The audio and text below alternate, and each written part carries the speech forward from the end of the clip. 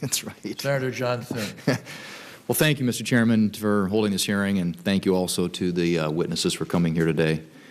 Our economy is increasingly data-driven, and data brokers play a growing role in facilitating the provision of goods and services to consumers. Data or information brokers are companies that collect data, including personal information about consumers from a wide variety of sources, such as public records, websites, and retailers, and then resell such information for purposes that range from verifying an individual's identity to preventing fraud to marketing products. As the Chairman noted in his initial letters to several data brokers in 2012, the purpose of his inquiry has been to better understand the industry, and I look forward to today's hearing as we focus on how the information collected by data brokers is used for marketing purposes. Without question, data-driven marketing can provide benefits and greater convenience to consumers. It can lower the cost of products and services because businesses can target marketing more precisely. It also can help businesses create and sell products that consumers actually want, lowering startup costs for new businesses. Data-driven marketing is one important reason that many of us are able to use search engines and our email accounts for free. It also allows consumers to receive frequent shopper benefits and coupons. And it promotes the targeting of resources to reduce the amount of junk mail and catalogs that aren't tailored to a consumer's particular interests. At least that is the goal. Put simply, this industry is at the center of something the Commerce Committee cares about: commerce. In today's economy, data-driven marketing is widely used across all sectors of the economy: financial, insurance, automotive, retail, technology, healthcare. It's even used by nonprofits, governments, and political campaigns. In fact, many media outlets have noted how the use of commercial data resources helped the President's re-election campaign in 2012. As we'll hear from the Direct Marketing Association, the marketing data industry is also helping to fuel job creation and technical innovation in our slowly recovering economy. Now, while the industry creates many benefits, this hearing will also explore important questions about the privacy implications of data brokers' activities, including issues of transparency, profiling, and concerns about allegations of differential pricing. Questions have also been raised about whether consumers are aware of the instances in which their personal information may be collected, bought, and sold, resulting in calls for more transparency into data broker practices. Advocates have also raised concerns that data brokers create profiles of individual consumers based on the aggregation of sensitive and sometimes personal data, including health conditions. These are important issues, and I look forward to the discussion today. In a rapidly changing marketplace, the Federal Trade Commission has done important work concerning data brokers and related privacy issues, including developing educational efforts. They've also brought enforcement actions under the FTC Act and the Fair Credit Reporting Act. The FTC is also completing a study about practices in the data broker industry and will provide recommendations to Congress based on their findings next year. I look forward to their testimony. The Government Accountability Office has recently produced a report on the data broker industry, which I understand will be submitted as part of the record for this hearing, as well as to help inform this committee. I'll be asking our witnesses how data broker practices for marketing purposes may impact consumers, both positively and negatively. I'm also interested in hearing from our witnesses how the industry can work to balance the privacy concerns of individuals with the information needs of businesses in our economy. Finally, Mr. Chairman, while I've expressed my thanks to all of our witnesses being here today, I do want to add a special note of thanks to Tony Hadley from Experian. This inquiry began with letters sent to 9 companies, and over time it has also included letters to several consumer-facing websites. Having only one of those companies testify is a good way to keep the number of witnesses manageable in light of the busy Senate schedule. Mr. Hadley, I'm sure that many of the other companies are also grateful for your willingness to testify and help advance our understanding of the data broker industry. I know I certainly am. So I want to thank you again, Mr. Chairman, for having this hearing, and I do look forward to hearing from our witnesses. Thank you, Senator Thune, very much. We have, well, I'll just do one by one. Jessica, you're over there. Jessica Rich. Thank you, Senator McCaskill. Senator Thune, to be followed by Senator Fisher. Thank you, Mr. Chairman. Mr. Hadley, one of the big users of your services, the federal government, correct? Yes. Okay. Can you, there's some areas in which you can identify how the federal government uses your services? Certainly. The biggest users of Experian data in the government are the Department of Health and Human Services. Right now, we operate on healthcare.gov to authenticate the identities of individuals signing up for healthcare, to make sure that fraud is eliminated on that, to make sure that Tony is getting an account, establishing an account, and not an imposter in his name. We also have a contract with the Social Security Administration as they move persons online for online accounts from paper-based accounts. We all get our Social Security statement in the mail. They want people to move online to get those. So we authenticate individuals to have online accounts with the Social Security Administration.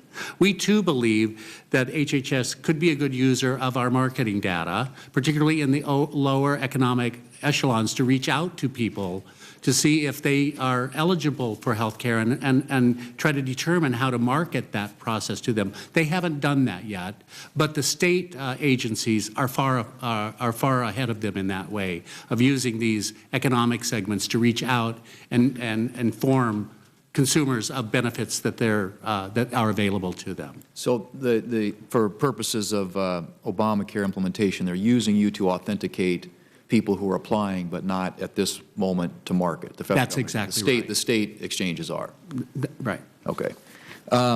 Some have concerns about the profiles that data brokers compile on consumers, that they'll have a long-lasting impact and put these consumers at a disadvantage, especially if that information is correct. And I'd like to have you respond to that incorrect information issue or concern. Yeah. Our data is highly accurate. It comes from very reputable sources.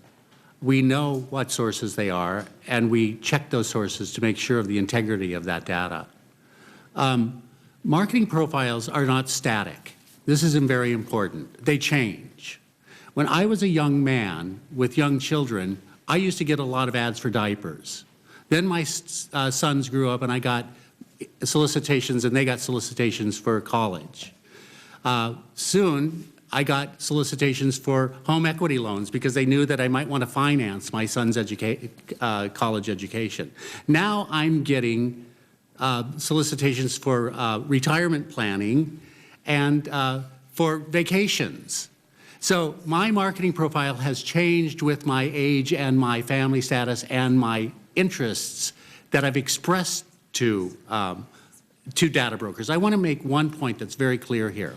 With health information.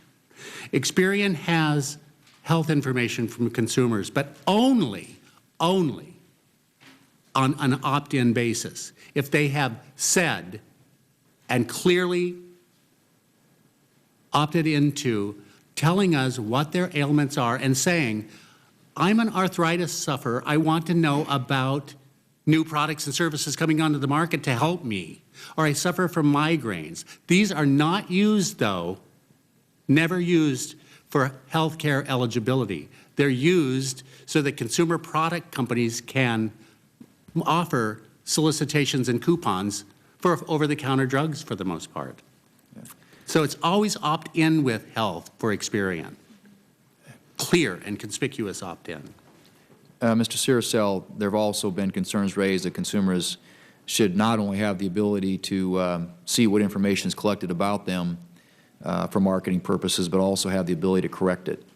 And I'm wondering what your thoughts are on that. On first look, that sounds like a great idea.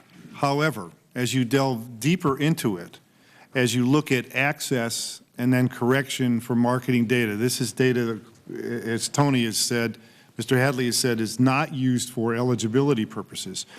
But as you look into access to marketing data, it requires you to authenticate who's coming in. In other words, is it Jerry Siricel or is it an imposter? And in order to have that data, in order to be able to authenticate, you need more data.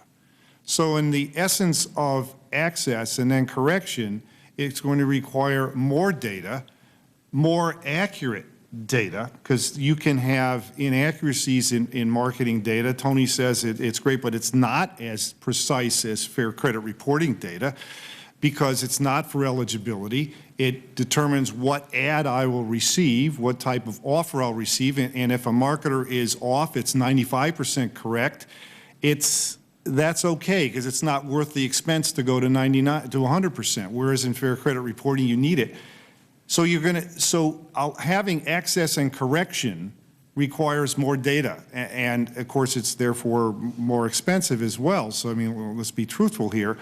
But I think it goes against the idea you're worried about with data, because you're going to create more data on the marketing side and requiring it to be more precise. And therefore, that's an issue. You need to have one bit of information more than the imposter in order to prevent that kind of fraud in that area. So it raises that problem. Ms. Rich, the FTC released a report on consumer privacy in 2012 that recommended, and I quote, companies should provide reasonable access to the consumer data they maintain.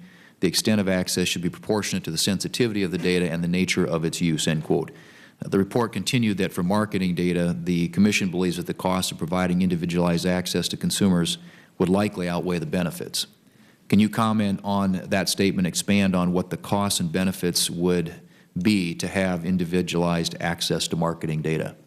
What we said in the report was that, you know, and obviously the report was a prelude to further discussion and potentially Congress acting, because at the time we were recommending legislation. But what we said in the report is that we saw a difference between marketing data and, for example, fraud mitigation and identity verification products, and that for marketing data, it might be appropriate to not only give consumers the access to the categories of data that they that is collected about them, but to allow them to suppress use of the data, but not necessarily to give them individualized access.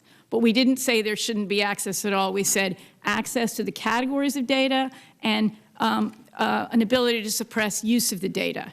And then for other products, it may be appropriate to give individualized information about the data. Okay. But the calculation you made, according to this at least, is that the individualized access to consumers would likely outweigh the benefits. But it, yes, yes, but for further consideration also by Congress. But yes, we did see a difference. We did see a distinction between marketing uses and other uses. Okay. Mr. Chairman, thank you. Thank you, Senator Fisher. Thank you, Mr. Chairman and Ranking Member.